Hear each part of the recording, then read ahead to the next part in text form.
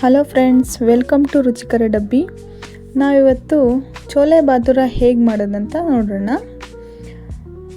ನಮ್ಮ ಚಾನಲ್ನ ಸಬ್ಸ್ಕ್ರೈಬ್ ಮಾಡಿಲ್ಲ ಅಂದರೆ ಸಬ್ಸ್ಕ್ರೈಬ್ ಮಾಡ್ಕೊಳ್ಳಿ. ನಮ್ಮ ಚಾನಲಲ್ಲಿ ಈ ಥರ ತುಂಬ ರೆಸಿಪೀಸ್ನ ನಾನು ಹಾಕ್ತಾ ಇರ್ತೀನಿ.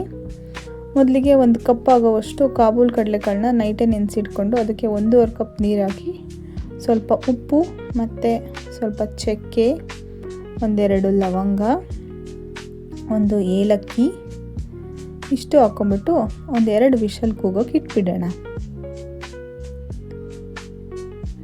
ಆಮೇಲೆ 2 ಆನಿಯನ್ನು ಮತ್ತು 2 ಟೊಮೊಟೊನ ಈ ಥರ ಚಿಕ್ಕದಾಗಿ ಕಟ್ ಮಾಡಿ ಇಟ್ಕೊಳ್ಳೋಣ.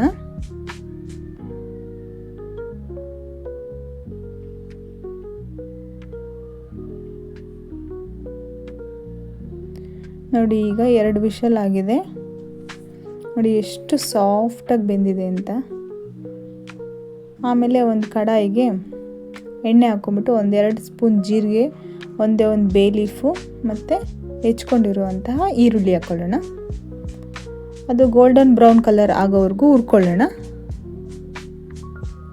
ಆಮೇಲೆ ಅದಕ್ಕೆ ಹೆಚ್ಚಿಟ್ಕೊಂಡಿರುವಂಥ 2 ಟೊಮೊಟೊ ಹಾಕ್ಕೊಳ್ಳೋಣ.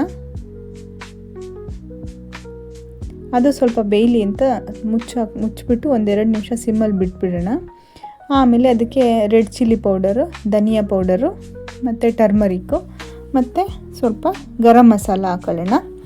ಚೋಲೆ ಬಾತುರ ಪೌಡರ್ ಇದ್ದರೆ ಅದನ್ನು ಹಾಕೋಬೋದು, ಇಲ್ಲಾಂದರೆ ಸ್ಕಿಪ್ ಮಾಡಿ. ಆಮೇಲೆ ಬೆಂದಿರೋ ಕಾಳು ಹಾಕ್ಕೊಂಬಿಟ್ಟು ಕನ್ಸಿಸ್ಟೆನ್ಸಿ ನೋಡ್ಕೊಳ್ಳೋಣ. ಉಪ್ಪು ಮೊದಲೇ ಹಾಕಿರ್ತೀವಿ, ನೋಡಾಕೊಳ್ಳಿ. ನಂದು ಉಪ್ಪು ಸರಿಯಾಗಿದೆ, ಮತ್ತೆ ಹಾಕ್ಕೊಂಡಿಲ್ಲ. ಈ ಥರ ಕುದಿ ಬಂದಮೇಲೆ ಲಾಸ್ಟಿಗೆ ಕೊತ್ತಂಬರಿ ಸೊಪ್ಪು ಹಾಕಿದರೆ ಚೋಲೆ ರೆಡಿ ಆಗುತ್ತೆ. ಈಗ ಬಾತುರನ್ನ ಎಣ್ಣೆಲಿ ಕರ್ಕೊಂಡ್ಬಿಡೋಣ.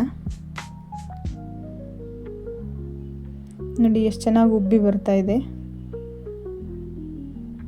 ಸಾಫ್ಟಾಗೂ ಇರುತ್ತೆ, ಕ್ರಿಸ್ಪಿಯಾಗೂ ಇರುತ್ತೆ, ತುಂಬ ಚೆನ್ನಾಗಿರುತ್ತೆ. ನೀವು ಒಂದ್ಸಲ ಟ್ರೈ ಮಾಡಿ. ತುಂಬ ಈಸಿ ರೆಸಿಪಿ ಇದು. ನೀವೇ ನೋಡ್ತಿದ್ದೀರಾ ಎಷ್ಟು ಚೆನ್ನಾಗಿ ಉಬ್ಬಿ ಬಂದಿದೆ. Thanks for watching. Subscribe my channel.